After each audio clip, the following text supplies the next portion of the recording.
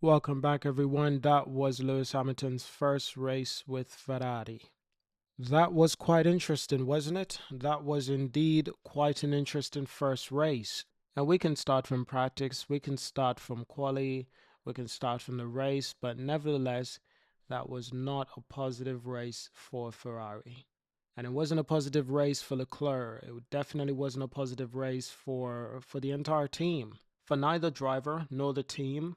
I think Ferrari has had the biggest disappointment of the entire season out of all teams. I would say it's even worse than Red Bull. They've built a car only for one driver, and that's Max Verstappen. That's why Liam has been struggling so much. Despite all of that, Ferrari is the biggest shocker. I don't think we expected it to be perfect. I don't think we expected it to be, ideal. But I don't think anyone expected it to be this disastrous. Now, let me get this out of the way. I've said it many times. I love the Ferrari car. It is absolutely beautiful. It's a beautiful machinery. But it's clear that they have a lot of work to do on the car. But perhaps most surprising, they have a lot of work to do within the team. Because ultimately, the drivers were doing what they were supposed to do. Lewis and Charles, they qualified P7, P8, in the race. Charles made two great moves. Lewis was basically stuck behind Albon, but even Charles wasn't able to catch George Russell in the Mercedes. So the best time to overtake in this race was definitely at the start. And Charles definitely made, great progress. But during the race, neither drivers could make much progress. I think the only driver on the track that were making consistent or even impressive overtakes, that was perhaps Kimi Antonelli. Kimi Antonelli, by the way, what a fantastic job. That kid is incredible. His ability to control a car at such a young age, a Formula One car, be at that. Very, very impressive. He finished in P4, got a penalty, dropped him to P5, but then the penalty got removed because Mercedes protests. I didn't know Mercedes knew how to protest, but nevertheless they did. And his penalty was removed, promoting Kimi to P4. George was P3. George got a podium, good for George. Max really did his best to win this race. I mean, if Lando made a small mistake, it would have been it. And, the funny thing is, Lando did make a mistake. He went off at the last corner, and then Oscar did the exact same thing. Lando had very good car control coming back onto the track, but sadly, Oscar did not have as good car control.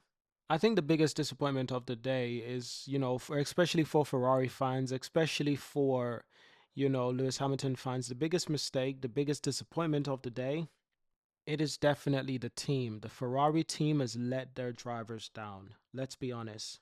There was one stage where Charles spun his car.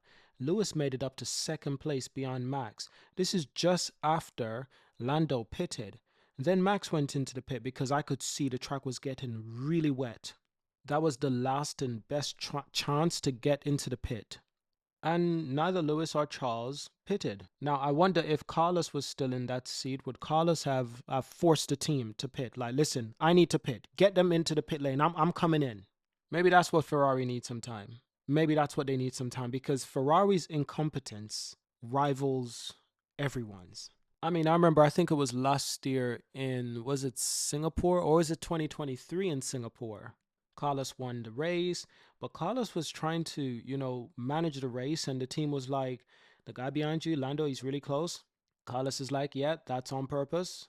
And it's like, isn't that obvious? Isn't it obvious to the team? The Ferrari team has a lot to get right. And because Lewis is new to the team, they have a lot to get right for Lewis. But the mistakes that Charles have been, you know, um, dealing with Ferrari with these mistakes for the years, this is where it stops. This is the year where they improve on these things, or else I don't have any faith that because your team, Lewis was in second. Lewis could have finished in a much more positive position. Despite not having a car, neither driver had the car. What the hell happened to the Ferrari car? Is this worrying? Or are they just having a slow start to the season and perhaps they will catch up as the season go on? I don't know. Fred Vasseur says, not a shock, but admits that the team made some mistakes. Team principal said, I think the real picture of Ferrari's performance is what we saw on Friday and Saturday, but even in the case of McLaren is a step ahead. That certainly is true. McLaren is so much ahead. The way Oscar passed Lewis Hamilton in those final few laps, it was like different categories of cars. It was like literally different categories of cars. It's not just about the pass. It was a very impressive pass despite making contact, but it's way that the McLaren car caught Lewis Hamilton's car at that particular point in the race on the track. That's mightily impressive without words. So yeah, the McLaren car is definitely in a league of its own. And I'm still baffled that it's using a Mercedes engine and Mercedes can't get close to the McLaren. In fact, what seems to be scary is that McLaren is even further ahead than the Mercedes this year than they were last year. They're further ahead of everyone more this year than they were last year.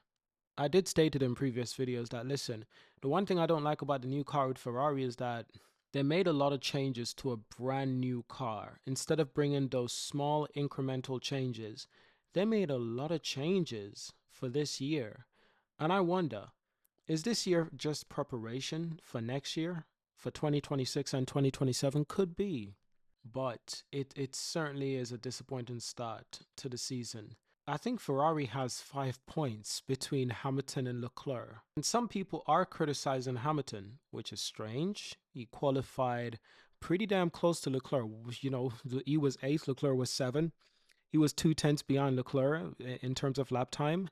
And in the race, it was pretty much a similar scenario in the sense that I think Hamilton finished 10th, Leclerc finished 8th, or was it 7th? But they were pretty damn close. Both drivers had a disappointing qualifying and disappointing race. But the people who've been waiting a long time, they waited all winter. They waited the entire last year to wait and point the finger at Lewis and say, see, he can't do well. Charles didn't do well either. What are you guys talking about? But McLaren has it. McLaren really, really has it. And Lando leads the championship. That's the only thing I'm happy about is that Max Verstappen is not leading the championship in what, 1,200 days or something like that? Something crazy like that. Lando leads the championship. I'm not a Lando fan, but god damn it. If I'd much rather Lando to win the championship this year than Verstappen. And I'd much rather that Red Bull house get burnt down. And I'll say it proudly with my chest. This is Kimi Antonelli pass. I believe this was on Alex Albon.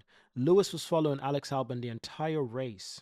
This is the section where Lewis would start to get a little bit close, especially in the braking zone. But I tell you, what an impressive pass that is. Similar to the pass that that Oscar did on Lewis. But look at the kid's car control, and this is in wet condition. Yes, the video is sped up just a little bit, but still very, very, very, very good driving. Like, incredible stuff. And he literally finished in 4th. George was in 3rd. And the kid started in 15th. Bravo. Bravo. Bravo to the kid. Honestly, shouldn't be calling him a kid. He's an adult. He's 18. But I think you get my point. Really sad to see what happened with Oscar, of course. That was painful. Because I do like Oscar as a driver. You know, he's one of the few drivers that I do like and support. So that's really difficult, especially knowing that, you know, I think he was faster than Lando in this particular race.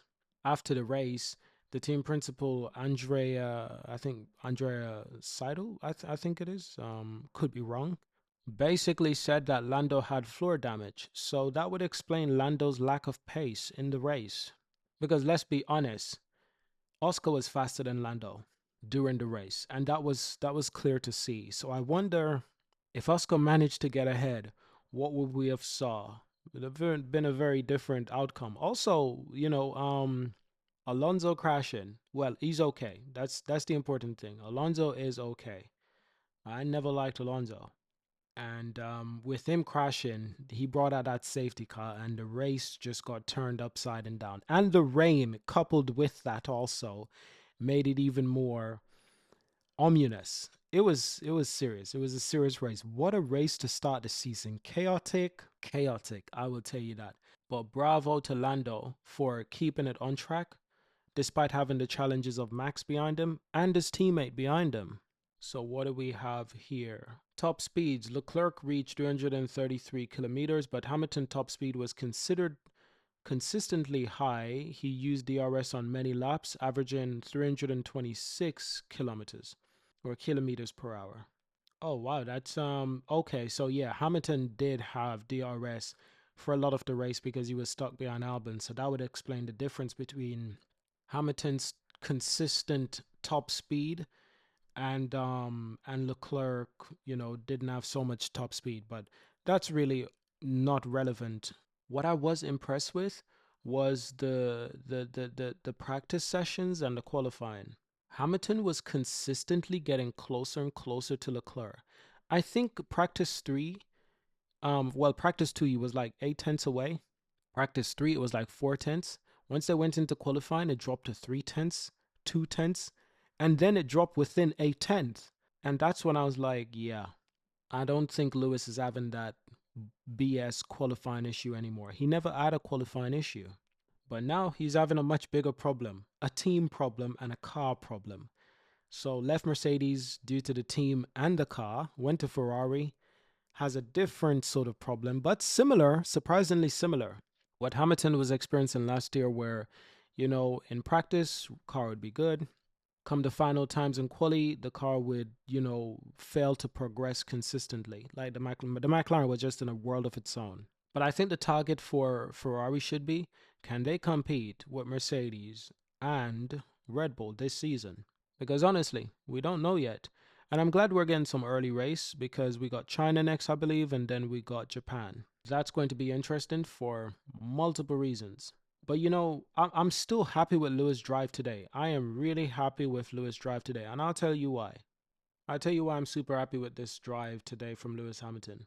He's a 40-year-old man. He's managed to close the gap with Leclerc in one quali session. He made less mistakes than Leclerc. Hamilton didn't spin in the race. Leclerc did. Lewis was taking a lot less risk in the race, though.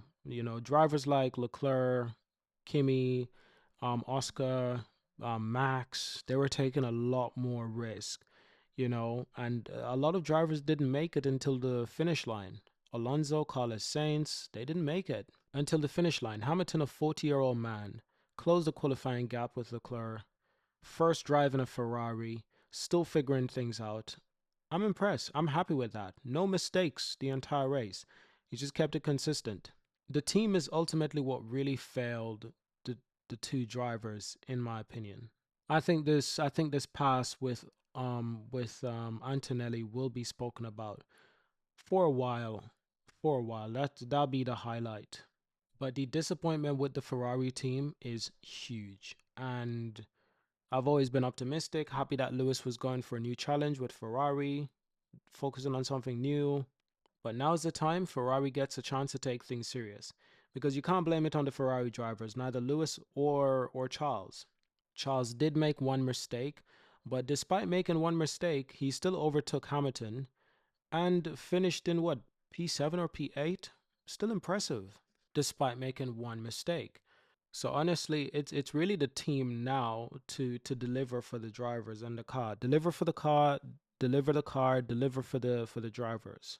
Because even though Hamilton is not fully matched with the car, he's still figuring it out. And I think a lot of this race, he kept on telling Adani, his race engineer, leave me to it, leave me to it.